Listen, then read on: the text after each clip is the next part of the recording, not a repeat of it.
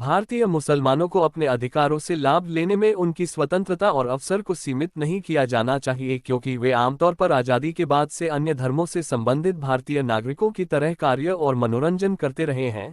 CAA नागरिकता संशोधन अधिनियम 2019 ने ऐसे लाभार्थियों की नागरिकता के लिए आवेदन की योग्यता अवधि को 11 से घटाकर 5 वर्ष कर दिया है, जो अफगानिस्तान, बांग्लादेश व पाकिस्तान में धार्मिक आधार पर सताए गए हैं और जो 31 दिसंबर 2014 से पहले भारत में प्रवेश कर चुके थे, जिसका उद्देश्य उनके उत्पीड़न को शांत करने के लिए मुआवजे के रूप में उदार व्यवहार दिखाना था।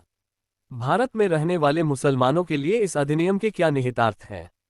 जिन भारतीय मुसलमानों ने कभी पलायन नहीं किया है और पीढ़ियों से यहीं रह रहे हैं, उन्हें चिंता करने की जरूरत नहीं है, क्योंकि सीएए ने उनकी नागरिकता को प्रभावित करने के लिए कोई प्रावधान नहीं किया है और इसका वर्तमान 18 करोड़ भारतीय मुसलमानों से कोई लेना देना नहीं है। उनके पास अपने हिंदू समकक्षों की तरह ही समान अधिकार हैं।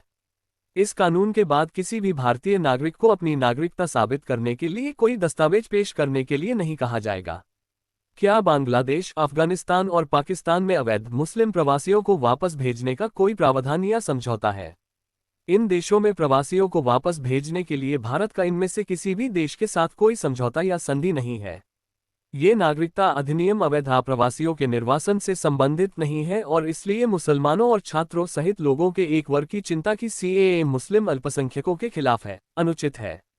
अवैध प्रवासी कौन है? नागरिकता अधिनियम 1955 की तरह सीएए वैध दस्तावेजों के बिना भारत में प्रवेश करने वाले अवैध प्रवासी को एक विदेशी के रूप में परिभाषित करता है। इस कानून का इस्लाम की छवि पर क्या प्रभाव पड़ेगा?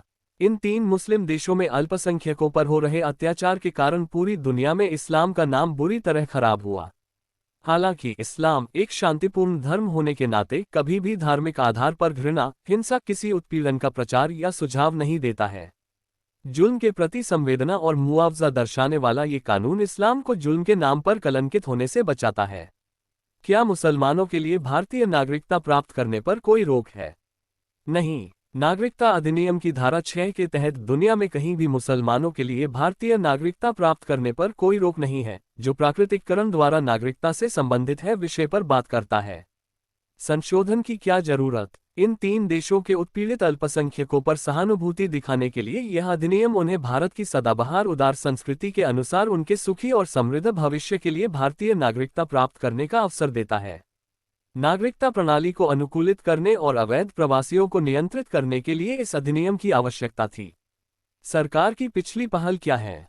2016 में केंद्र सरकार ने इन 3 देशों के अल्पसंख्यकों को भारत में रहने के लिए दीर्घकालिक वीजा के लिए पात्र बना दिया। क्या किसी विदेशी देश से आने वाले मुस्लिम प्रवासियों के लिए कोई प्रतिबंध है? सीएए प्राकृतिकीकरण कानूनों को रद्द नहीं करता है, इसलिए किसी भी विदेशी देश से आए मुस्लिम प्रवासियों सहित कोई भी व्यक्ति जो भारतीय नागरिक बनना चाहता है, मौजूदा कानूनों के तहत इसके लिए आवेदन कर सकता है। यह अधिनियम किसी भी ऐसे मुस्लिम को जो इस्लाम के अपने संस्करण का पालन करने के लिए इन 3 इस्लामिक देशों में सताए गए हों को मौजूदा कानूनों के तहत भारतीय नागरिकता प्राप्त करने के लिए आवेदन करने से नहीं रोकता है।